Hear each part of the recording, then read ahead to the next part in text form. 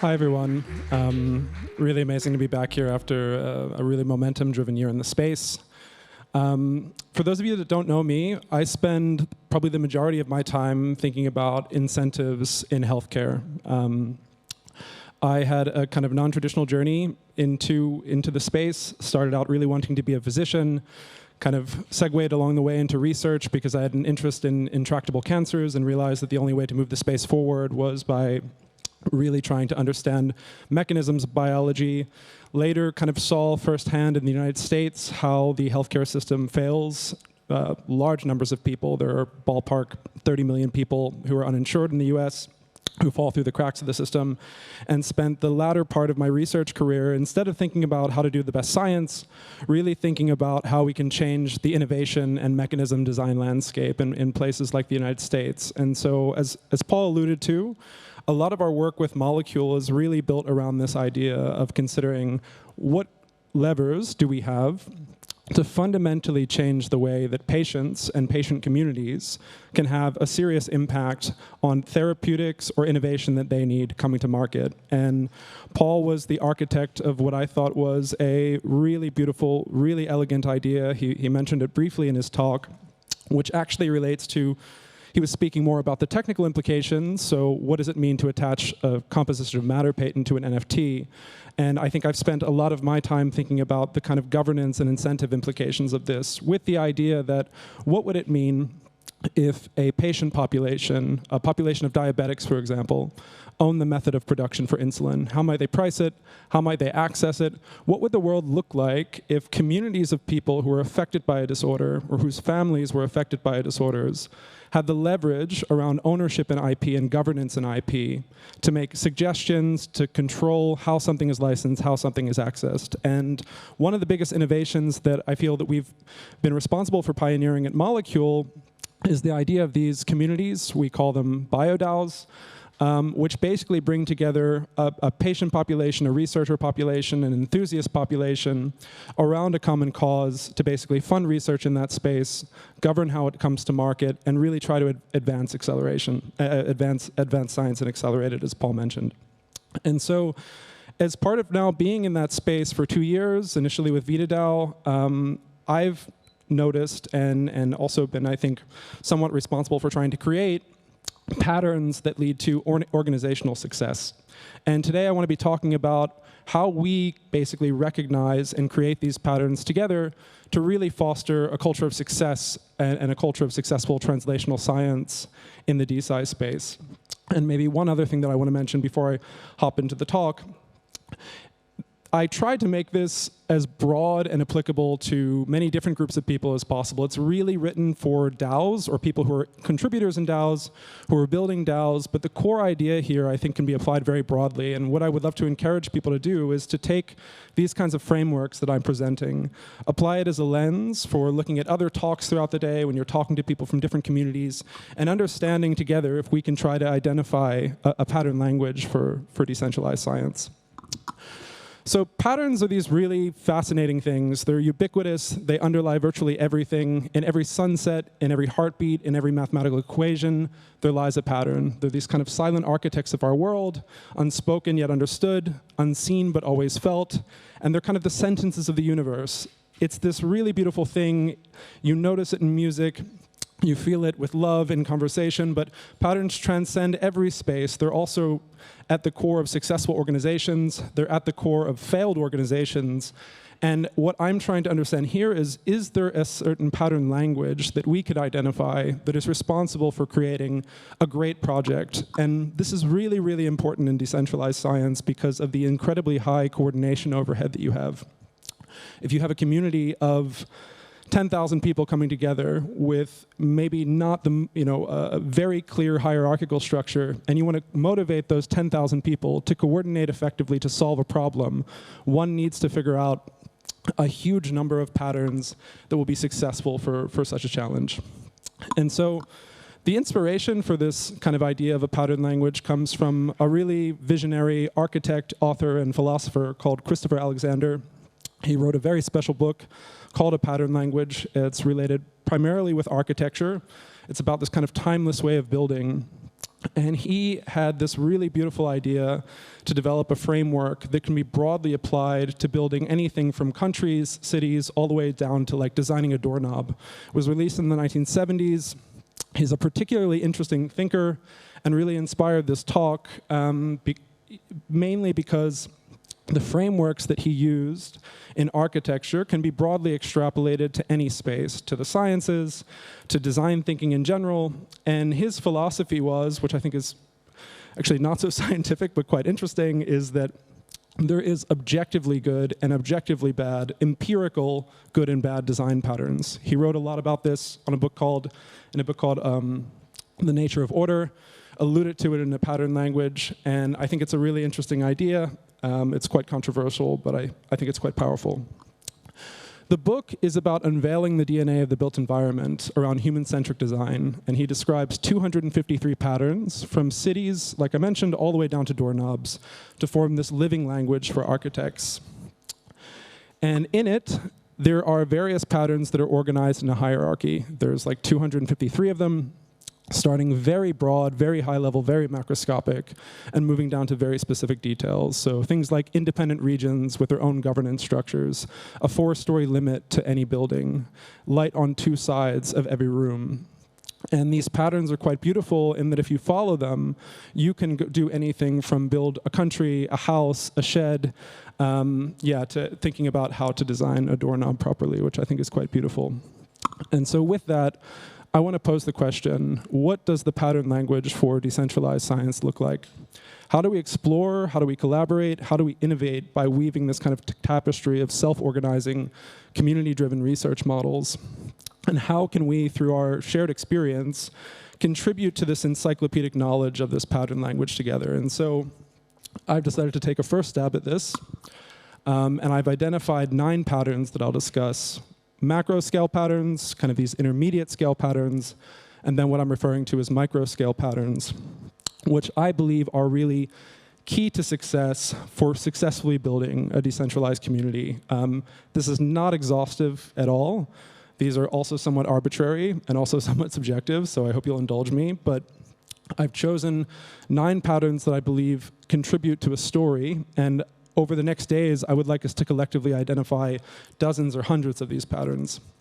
So the first is, and I'll kind of tell this as a story, a clear mission, vision, and values that drives a project to have the potential to become a movement that builds dynamic, diverse communities, where the law is driven by transparent governance, the fuel of that community is long-term incentives that drive active and engaged contributors, that have ownership over outcomes culturally, that have effective methods of asynchronous work, and where all of that knowledge is captured in a single source of truth. And I'll go into each of these individually and discuss a little bit about what each of them mean, why they're important, and then I hope that you, while you're listening, can begin to think about ways that you can apply this to your own project, or if you're beginning to get involved in a DAO or community, understanding when you see patterns that don't work or do work.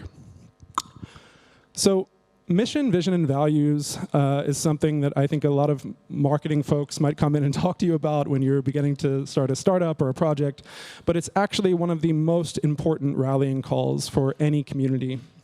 It is this guiding light that focuses all efforts, and it's something that should be ambitious and visionary enough to motivate people to join your cause. Communities that have problems coordinating or problems attracting and retaining talent tend to do so because they're not linking coordination to their mission, vision, and values. There's a million ways to come up with this. For a community like VitaDAO, it could be as ambitious as cure human aging, or it could be as specific as a community funding research into biogerontology. Both of those statements will attract different types of people, and so it's really important to think about the type of community that you want to cultivate and how you want to cultivate it. Do you want to speak to researchers? Do you want to speak to laymen? Do you want to speak to both? But this is extremely important because it aligns your strategy and initiatives with a clear goal that everyone is moving towards. And in essence, every action of every contributor in a decentralized organization should map directly to this mission, vision, values, maybe once, maybe twice removed.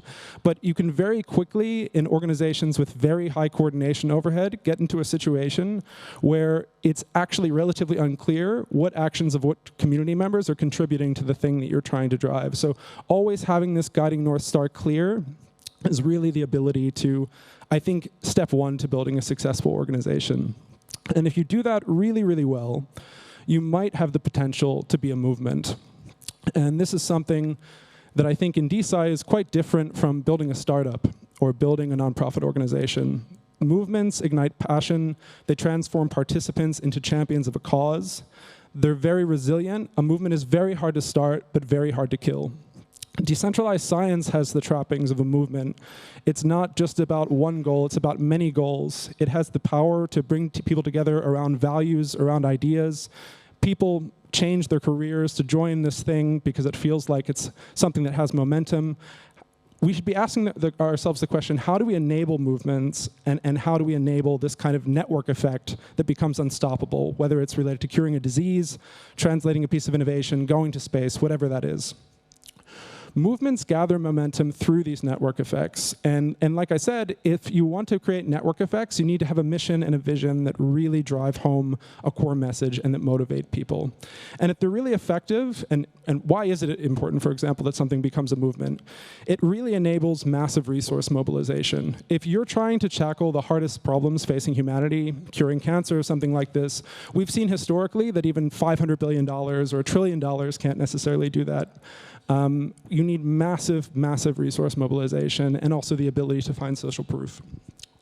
So let's say you've created an effective mission and vision and values statement. You're beginning to have the potential to become a movement.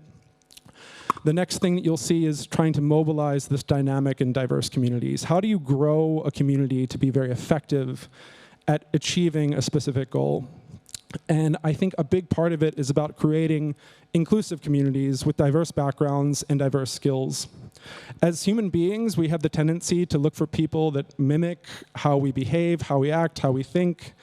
Any of you that are founders or have a co-founder, you're actually much better off looking for someone who has very different ideas than you, that sees the world very differently, somebody who covers your weaknesses, and this is true within any community. You want to have people from very different backgrounds with very different skills if you're going to try to effectively solve some of the biggest problems facing humanity. And you really want to have a representative sample of what humanity looks like, because people have many different perspectives.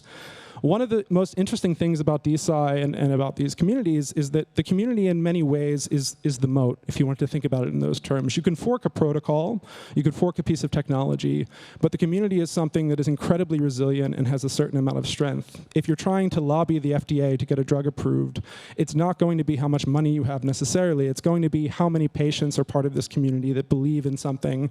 And this is why it's really important to really grow it effectively and make everyone feel welcome. On the other side, one thing that I've learned is that offboarding is as important as onboarding. To have a truly inclusive community, you also need to be ready to exclude people who create massive issues in a community or who drive attention away from your mission or your vision. This is something that people do not think about enough, in my opinion, in permissionless communities. It's often the case that people show up. It can be rife for opportunism, but you really want to have carefully thought out mechanisms to actually remove people that make creating inclusive communities possible. If any of you go out in the Berlin club scene this weekend, you'll see a group of people who do this really effectively, in my opinion. But this is really an important lesson, that offboarding is also equally important to good community building. Governance is how decentralized communities operate. And to effectively coordinate in an organization where everything is a function of creating a proposal, the rules of governance really needs to be known to every single participant. Decentralization only functions with effective governance, and rules, law, governance, whatever you want to call it, is usually written in blood, meaning that it's hard to anticipate, it's normally kind of retroactive. And for those of you that are building DAOs, you really want to consider what your existential risks are. You want to create governance for that. You want to think about the type of incentives that you want to create and create governance that create the outcomes that you want. But more important than anything else is actually that the rules of the game are known to every participant. People have the right to participate if they want or not. And so it's probably actually more important that the rules of the game are known rather than being fair, I would even say. But transparent governance is this kind of bedrock of trust and accountability that enables coordination. And we kind of take it for granted that folks will want to vote on things and will want to participate in governance around projects. In many cases, it's not necessarily true. They just want to have their problem solved. They want to achieve the mission. And if they feel that their participation will meaningfully move something in doing that, they will likely participate. But that is up to you to create when you're building your community. Tied directly to governance is this idea of long-term incentives. For those of you that come from the Web3 space, there are a lot of token economic designs and a lot of incentive designs that aren't necessarily sustainable. Airdrops are one of them, for example, that try to bootstrap networks very quickly with some efficacy, not always. The best incentive, and I think the HairDAO community has been absolutely spot on by kind of enabling this, is really solving this problem, is solving your mission, vision, value, or solving your mission and achieving that vision. The most valuable people are those that are intrinsically motivated to contribute to something without necessarily needing to have a strong financial incentive to do so, although obviously incentives are a big part of Web3. In my opinion, a meritocracy is more important than a democracy in this sense. You want to reward people who put a huge amount of effort into making your community successful. And you want to be mindful of rewarding people who are potentially opportunistic and just trying to make a quick buck. Favoring that long-term sustainable growth over short-term gain is the way that you will successfully and longitudinally build a successful community. Much of DeSci and much of BioDAOs is a function of good incentive engineering, and this is something that I think the space has the ability to really experiment with. We've actually seen very few designs here, but I think it's an area that you need to pay an extraordinary amount of attention to. Incentives, if they're well constructed, create engaged and active contributors. And part-time contributors or people that show up for an hour a week won't necessarily build your project, but in many cases, they're the driving forces that will sustain it. That said, every project requires an extremely focused core team. It's a bit of an illusion to think that you can have an idea and that people will just show up and achieve your vision. It requires a core team with an insane amount of drive that are setting the culture, that are showing people how it's done, and this is kind of the model through which contributors will join and kind of mimic and basically perceive this culture. It's kind of a misconception if you're a builder in this space that it's really important to have a huge quantity of people. Quality always beats quantity with respect to contributors. And so having a Discord community of 200 people that care deeply about a cause and are working every day to achieve it is much more valuable than having 10,000 people that are posting spam in an online forum. Decentralization is a tool. It shouldn't exist for the sake of itself. And also being really cognizant about where to decentralize and where not to decentralize is one of the key decisions that you need to make when you're building a community. One of the things that I would love people to really observe as they go into the space as a contributor, if they're building your own communities, is understanding what areas have great network effects that you can leverage effectively, deal sourcing, academic networks, education initiatives, and what really doesn't work when you try to just outsource it to the community, and this might be something like operations, for example. And so onto the micro patterns. These are just, again, a couple of things that I think are worth keeping an eye on. So ownership of outcomes. Accountability in DAOs can be incredibly diffuse, meaning that if everyone is accountable, nobody is. You maybe have 100 people, for example, working on initiatives. It's very unclear who owns it, but in my personal opinion, and this is obviously subjective, one person should be accountable for one outcome with many folks responsible. Communities and DAOs require leadership and ownership, just like any other community. Just because they're decentralized doesn't mean that they should be directionless. And one person needs to be strongly accountable for a specific outcome. DAOs also are in this very nascent stage where we're really learning how to reward people and how to incentivize. And it's really important to reward outcomes and outputs over inputs. Is it okay if I go 2 minutes? Or cool, thanks. I'm getting the timing signal. The last two I'll breeze through somewhat quickly. So Effective asynchronous work is also absolutely key to making your organization succeed. It's wise to implement best practice from startups. You don't need to reinvent the wheel. Everyone's work should be auditable to a large extent, and most importantly, you want to reward outputs over inputs. You have people who might want to send or receive tokens for spending time on Discord. You don't really want to reward those people. You want to really focus on rewarding folks that actually move the needle on tangible outcomes for your community. And then finally, if any of you have ever onboarded to a DAO, you understand how difficult it can be to actually do wayfinding, to find your way effectively, to become a good contributor. And it actually comes down to having coherent single sources of truth. So as a contributor, it should be really obvious where to find answers. Redundancy in decentralized communities can be a problem, and so having a really tight, sustainable single source of truth enables massive efficiency gains. In the end, these are just a few patterns. There are potentially hundreds of useful patterns in decentralized science. Unlike architecture, we don't really know what works well yet because, again, we're still in these early days, and many of the patterns need to be discovered. We should be experimenting constantly to find these patterns, and what works for some people might not work for everyone. But I would love to encourage all of you over the next 2 days to really pay attention to the conversations and think about, based on what you hear, what works. Speak to people who have been building DAOs, understanding them, those that have been contributing, and see if we can collectively develop this pattern language that will enable massive efficiency gains in our space. Thank you very much.